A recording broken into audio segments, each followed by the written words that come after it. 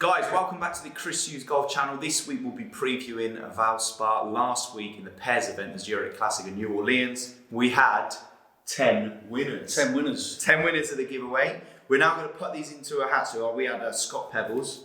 You fold them in part. I'll fold them, put them in there with the golf. Jacob Collin. Well done, Jacob. Matthew Taylor. Dylan Fox. Similar to Dylan Fratelli. Niall O'Brien. Must be Irish. Mark Strugnall, Tommy Robinson, Matthew Lamb, sounds tasty, Scott Faulkner, and last but not least, Eddie DUFC. Wait there, one more. Come on in. I'll give him a good rattle, Jim. Really good rattle. Rattle. No favouritism, I don't care who wins. Right then, here's your winner. Go on then. Dowge deep, I'm going to dowge very deep. I'm going to pick this one out. The winner is... Niall O'Brien. Oh, the Irish fella. Well, he might be English. Oh, well done, Niall. Thanks for competing. Niall, well done. He obviously guessed correctly the Australian combination. Great tournament last week. Australia versus South Africa going down the final few holes, down the stretch. And that takes us on to our next preview. We'll get that little Crystal Maze Dome out of the way. Yeah. This we've week, we've got Valspar, Innisbrook Resort, 7,340 yards, Jim. Bread and butter for fellas like me and you.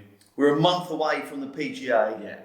The second major of the year. Yeah. Players going to be looking for a bit of form. Well, yeah, it's good because this in Quail Hollow, they're usually forgotten about events, but because of the mishap in the schedule within the PGA Tour, the schedule's kind of changed up this year. These are kind of prep events now. Valspar's going to be a prep event for the PGA, for the major, and obviously Quail Hollow is as well. So it's good because usually in recent years, this is kind of like the forgotten about Florida event, if you know what I mean. It's the one on the Florida circuit, which kind of gets not the kind of treatment it probably deserves, but we've got good players. We've got the world number one, world number two here. DJ and JT, they'll be competing. Dustin Johnson, Justin Thomas, for those not in the know. Sorry, yeah, Dustin Johnson, Justin Thomas, and we've got two other top 10 players, which are Patrick Reed, Hatton, Tyrrell Hatton, baby. Justin Rose, Scheffler, and two-time champion here, Paul Casey.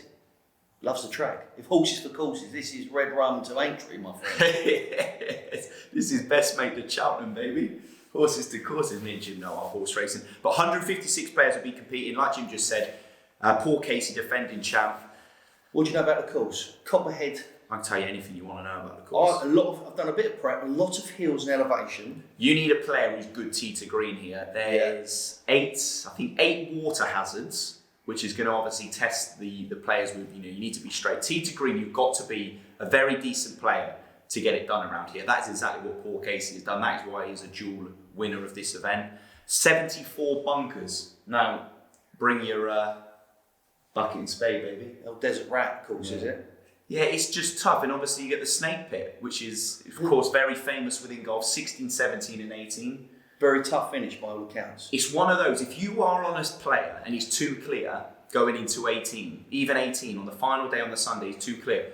Don't count your chickens. I promise you, don't count your chickens. So much can happen. We've seen it in the past. It's a tough course. And one interesting notability flying this week, I say flying this week actually, because after last week's event, Tom Lewis got on a private jet along with Tyrrell Hatton. Okay. No, that's completely incorrect. Last week, Tom Lewis got on a private jet with Matt Wallace, with Alex Noren. Okay. And guess who the last person was? I've no idea. Keegan Bradley. Now, Keegan Bradley, he throws up names within this event. You go back to 2016, Full Keegan. Do you know about Full Keegan? No. Can I tell you about Full Keegan? Go ahead. The term Full Keegan, you can kind of have it with anyone. You can have Full Irwood, you can have Full Hughes, but Full Keegan derived 2016 when he shot an opening round 67 at this exact event, and then he shot a second round. So he was tied for the lead. Right. 67.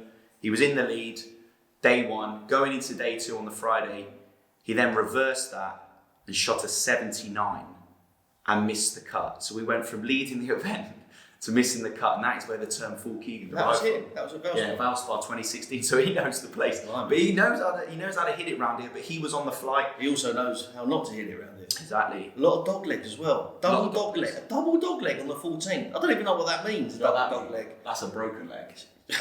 Just a massively broken leg. So I'm looking forward to seeing that one. That should be interesting. So apparently the greens are notoriously hard to find here. So you've got to be a really incredible scrambler. So I'm going to go straight into my top. Are we top getting any three. selections? Huh? Are we getting in with the Let's selections? go into the Past selection. 71. Yeah. Look at the previous winning scores. 8 under last year, Paul Casey. Year before, 10 under, 14 under, 7 under the year before that, and then 10 under. So it's around, if you're shooting 10 under this week, throughout the 4 days, you're going to have a good chance. You're going to be there or thereabouts. I reckon 12 under will get it done this week. Okay. With this is a good field, to be fair. I'm impressed with this field. It's a very good Valspar field. It's exciting. Like we said, we've got a lot of players within the top 20. We've got 4 players in the top 10. We've got world number 1, world number 2. Let's get it done. How many picks you got? 3. I've got an outside pick as well. Well, what do you want to do first? I've got one I really fancy this week, Jim. Last week we were all right. We were knocking on the door. Yeah. I mentioned obviously in the preview Tom Lewis, Thomas Peters. As we know, a bit of inside knowledge, but Thomas Peters was putting well. That's where a bit of his game kind of lost over the last couple of years. But Tom said on the Thursday, he looks really good putting well, and we mentioned it in the preview. And to be fair, they were going in. They were 3 back going into the final day, right in with contention. Another top 20 finish. You mentioned Fennell and Champ, who again were right. They were right there. They were favourites for a lot of the tournament in play. So we haven't had our first win on the Chris Hughes Golf Channel, but this is could coming be the this week. I'm really confident. I think we might muster up the same selection, but let's go in with what we think. Let's go in with our thoughts. We're going to go in strong. We're going to go in the weaker side, outsider. Let's go outsider first. Right, mine's an outsider. Nationality? Well, one of our friends, Franco, will like this. He's South a Sampa. African. It's a little bit of a tap-in. You can probably see why I've gone in. He's won here in 2016. Yeah. And he was in the playoffs on Sunday. Yeah. Charles Schwarzenegger. A little, he's been massively out of form. I can't pretend that, but the last few months coming back, maybe Sundays. Obviously, I know he was playing with a partner.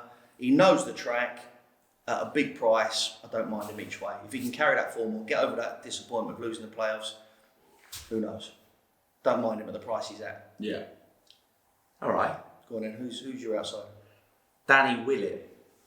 Yeah, he's Danny Willit. putting like a train, isn't he? Yeah, I think he's number 1, 10 to 15 feet on the PGA Tour. I think he's ranked number 1. He's putting so well. He obviously had a good week, drained a lot of birdie putts last week, of course, playing alongside Tyrrell Hatton. They're both in the field. But Danny Willett's a big, big price. If he can get it going off the tee, I'd say he's in horse racing terms, he would outrun his price, and I think he'll do that this week. Okay, doke. Nice. All right, my next pick is a little bit lazy. It's a little bit lazy. Just hit me with it. He's going for the 3P. It's Paul Casey. Yeah. Do you know what? You said it's horses for courses. I'm not in love with the price he's at. He's not massive. He's not a great price, but he didn't have a bad Masters, if I recall. And I think the courses correlate quite well. Yeah. It's a bit of a lazy one, but it's not lazy. He's going to nick a couple of quid of my money. Yeah, I don't blame you. Paul Casey. A man around the same kind of expectations, I think, this week is Paul Casey. Someone I think can get it done. Again, this is a bit of an outsider. This isn't the one I'm cementing on. I've got 3 picks this week. I hope you've got 3 as well. I'm going to go Scotty Sheffield. I like him. I think he's he's a putting machine really when he gets going. I think this week you're going to need to hold your putts, but most importantly, let me get onto my final selection.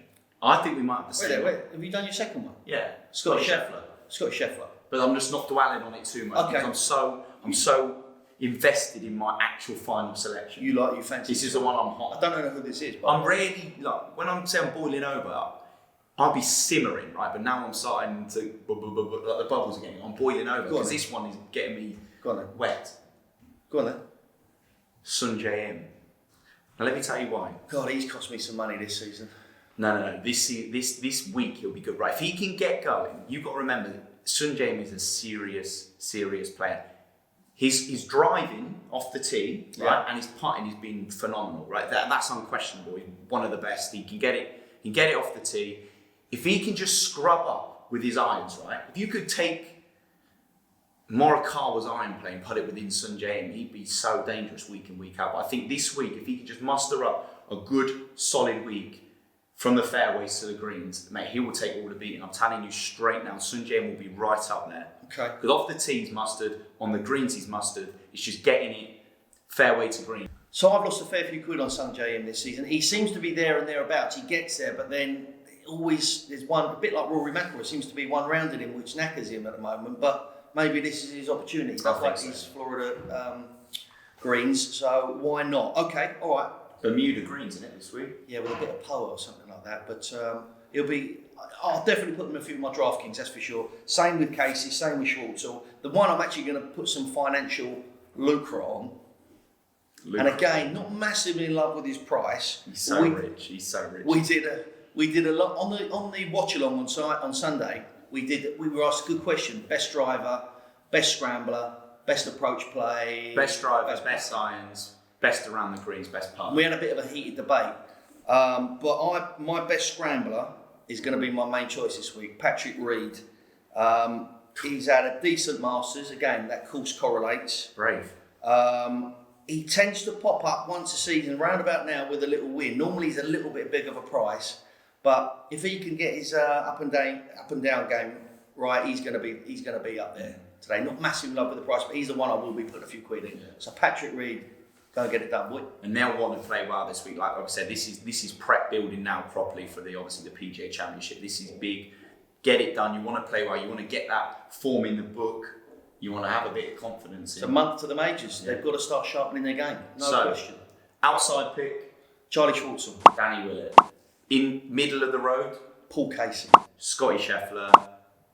Top pick. Patrick Reed. Patrick Reed, the hot dog, Sun Jae. He's my hot dog Let's selection. get a winner. Come on, I got one this week. Right, guys, the giveaway. Jim, sit up straight, sit up tall. We need proper projectionation of your shoulders now for this. Right. The giveaway this week, we're going to go a little bit more mellow. Obviously, last few weeks we've given away outfits, PGA Tour goodies and whatnot. This is a smaller event, but an event to get your teeth into. We're building up to the PGA Championship where we'll have a bigger giveaway. So this week, some great prizes coming on board for that, by the way. Yeah, really good. Some really good prizes. Doing a bit of communication. Yeah, there's been a few communication with some big dogs. Don't worry, and there's just stay tuned for the majors. Come and get us. Well, this week, as everyone does, we all need extra balls. You did after yesterday. Name the film. Extra gloves. No idea. Dumb and Dumber. So when he drove to Aspen with 2 pairs of gloves on. Anyway, extra balls. We all need extra balls. So what you want to do, guys, let us know. Get your comments in, like you do every week on the preview. Tell us who you think will win this week. If you win, we'll pick the names out of the hat. If there's a tied selection, then the winner will get in contact with them. They can choose any dozen balls they want in the world. Pro V1, Pro V1Xs, Callaway, Chrome Softs, Callaway, whatever you want. Touch your mic there, steady. Whatever you want, simple as that. Let's hope you're in the Crystal Golden Maze next week for the draw. See you next week, have a good week. We out? Fucking looks like it. Well, you got somewhere to be.